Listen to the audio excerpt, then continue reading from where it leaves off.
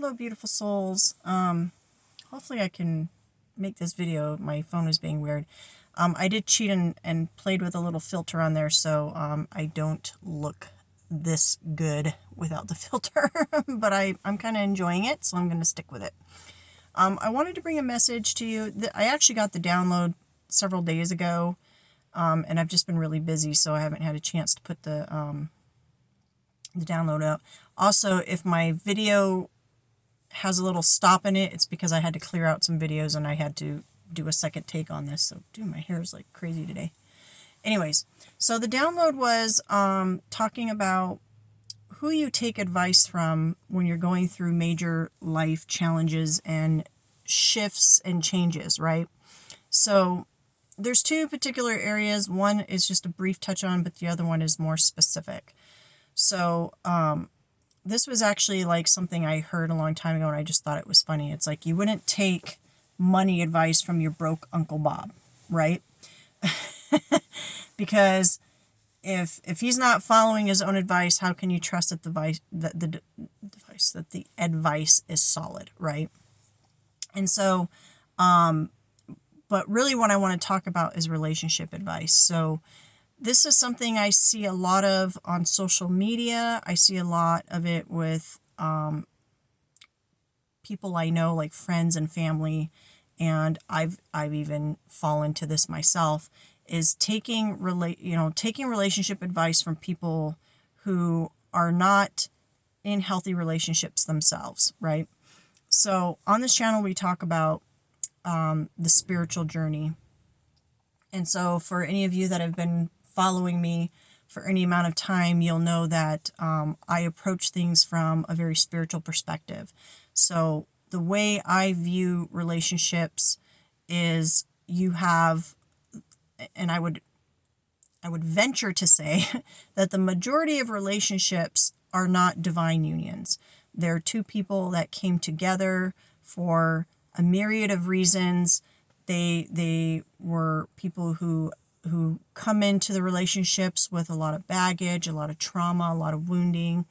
I've recently been learning about attachment styles, so they may not have healthy attachment styles. There may be codependency. There's some toxicity. They're in their ego.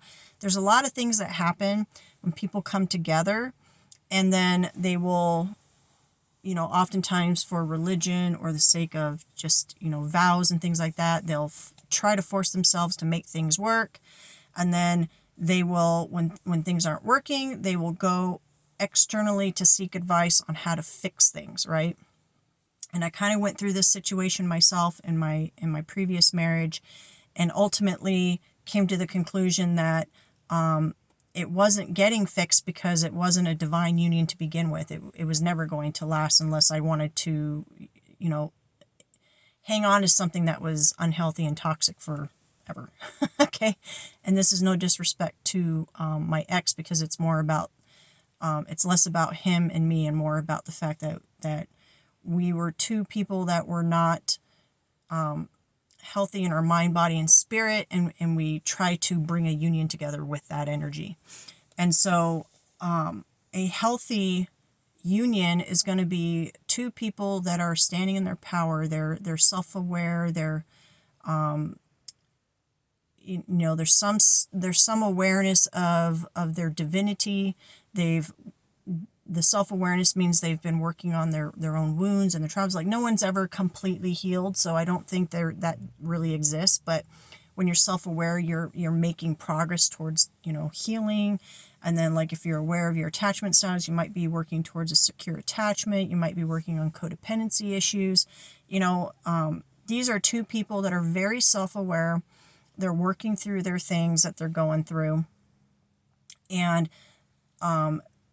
they, generally speaking, with divine unions, you're not looking for this person. It's divinely guided, meaning the divine brings you together in divine timing, okay?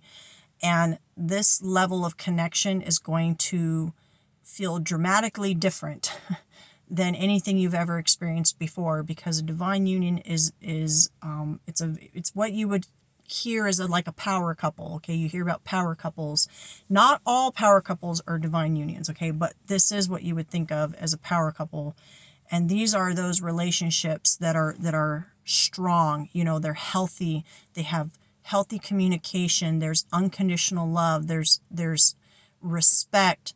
The masculine energy is the provider and the protector, and he's strong in his masculinity, and the female part is she's strong in her feminine energy. She's nurturing and loving, and there's this like yin yang balance energy, and that would be like a divine union. Okay, so those are the kind of people you would want to seek out relationship advice from if you are in a situation where you're asking for help regarding love and relationships. What mostly happens is people will go to their family or their friends and they will ask their opinion.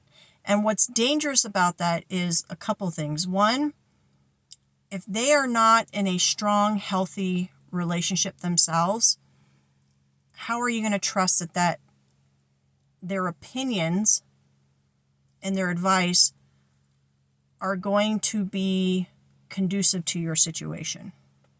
Okay. Another thing is, and I know I just told someone about this. I think I know where this came from. I'm pretty sure this came out in a reading I did recently. I'm like 90% positive, but I don't always remember what I say in readings, but this is like dinging like a light for me. So, oftentimes, if you are in a divine union, it's going to spark envy and jealousy in the people around you. And the reason being is because on a soul level, these people are going to recognize that you have something they don't, but something they desire. So they may be in a relationship where they're really unhappy. Things are not going well. There's a lot of stress. They might be angry with their spouse or their partner. There's just a lot of chaos in their life.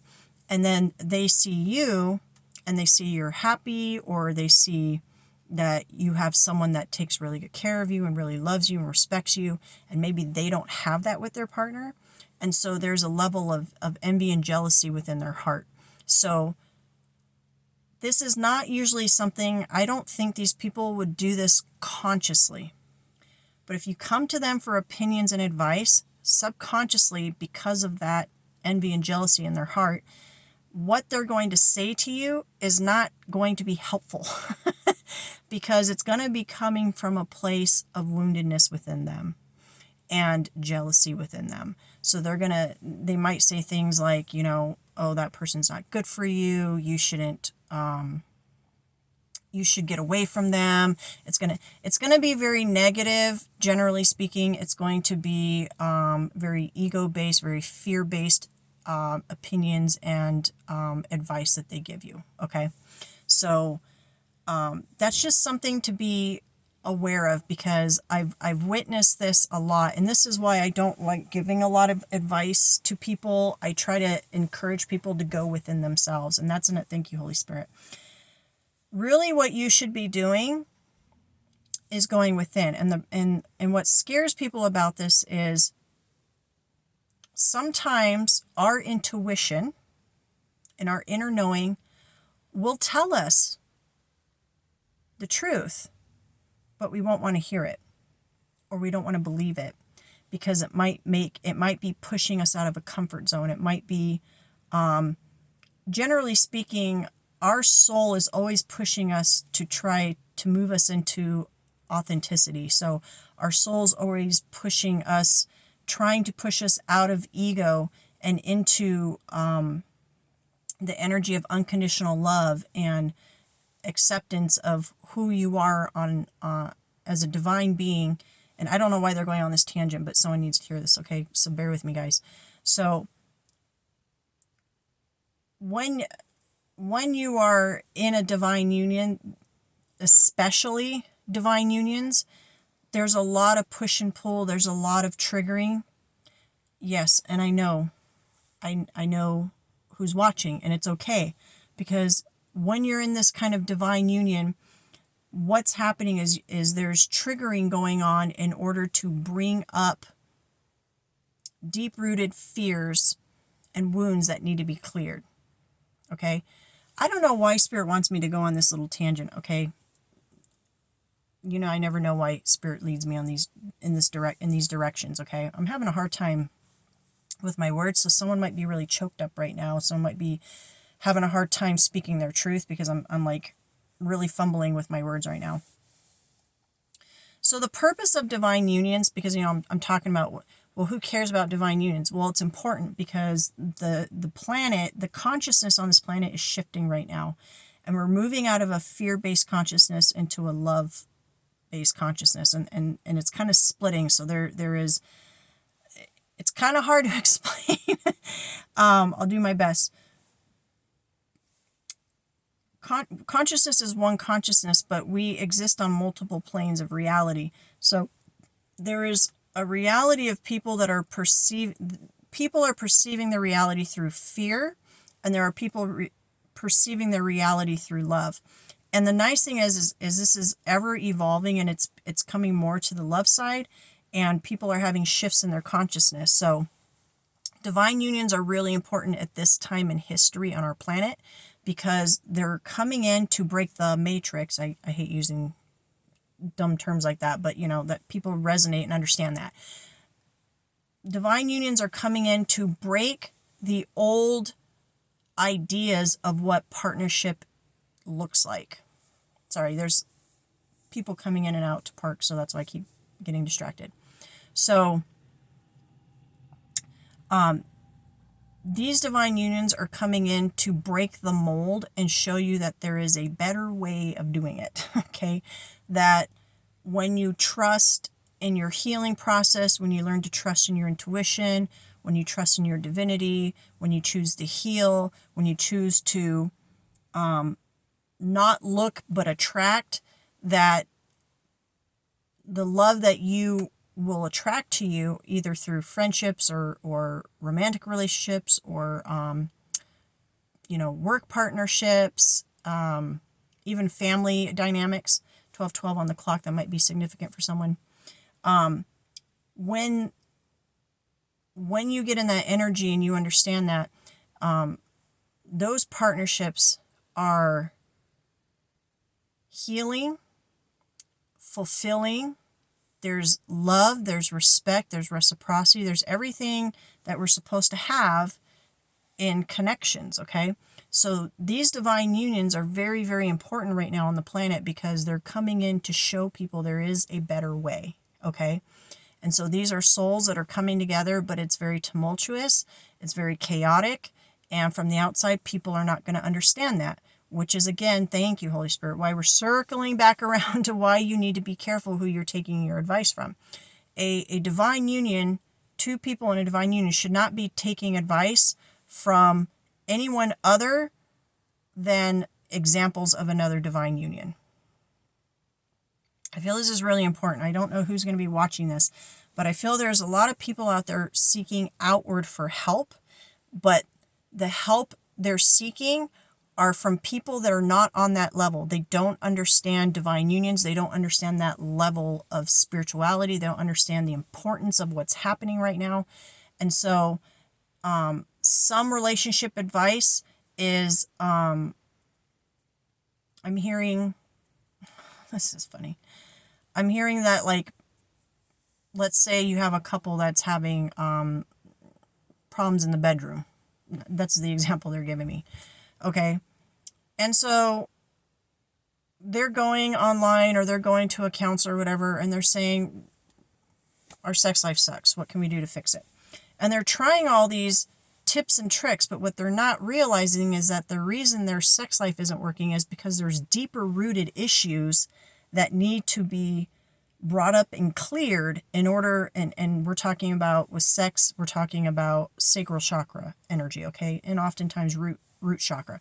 So there's things stored in those chakra centers, traumas and wounds and things like that need to be cleared and healed. So tips and tricks aren't gonna fix that part of the relationship permanently. It may be a temporary band-aid, but if it's not healed from deep within, but see, it appears that information is helpful, right? But because I'm sorry guys, I'm just having a hard time getting the words out today. be really careful and discern who you're receiving advice from. Okay, that's what it's boiling down to. There's this really deeper importance to this that Spirit's trying to touch on, but I think that's only going to be for a very few people that watch this. Maybe like 2 or 3 people that watch this are going to really understand why I'm going so deep with this, and the rest of you are going to get kind of like the surface level of what I'm saying here, which is fine. This message will resonate how it needs to resonate for who it needs to resonate for. Okay, so please be careful when you're seeking advice. Remember that depending on your situation, when you're going to family and friends and things like that for opinions and advice. Oh, and that's the other thing that Spirit wanted to say. Thank you, Holy Spirit, for bringing me back around to that. Ultimately, when it comes to relationships, especially partnerships and marriage, you are being called to separate yourself from the outside influences. You come together as one with that person. You cannot and should not let outside people influence this. You see this very commonly with like mothers and mother-in-laws and, meddling aunties and, people that want to put their 2 cents in about your partner or, what they think is going on. When you start letting outside energies into your connection, that can create a lot of tension and chaos within your connection and burden. Okay? Extra burden that's not even yours to bear. Their opinions, you can appreciate their opinion, you can respect their opinion, but you do not have to accept their opinion as your reality for your situation. Only you and your partner know what is best for you. And that's why it's so important to be in tune with your intuition, to be able to go within and say, what feels right for me?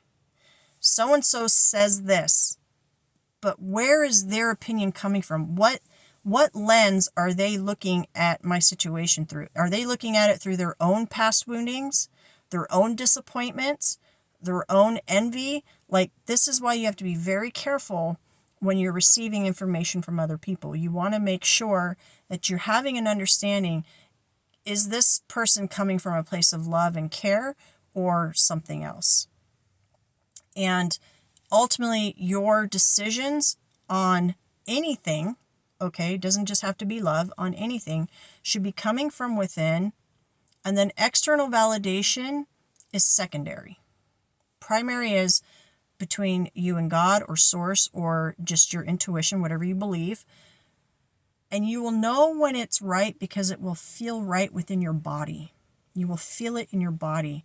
When something doesn't feel right, oftentimes you'll feel that in like your solar plexus, your stomach will start to hurt and it won't feel right because there's something that needs to be addressed. It doesn't necessarily mean it's the wrong decision, but there just might be something that needs to be further explored or addressed, okay? Another way to know if you're making a right decision oftentimes is when you connect into the heart energy.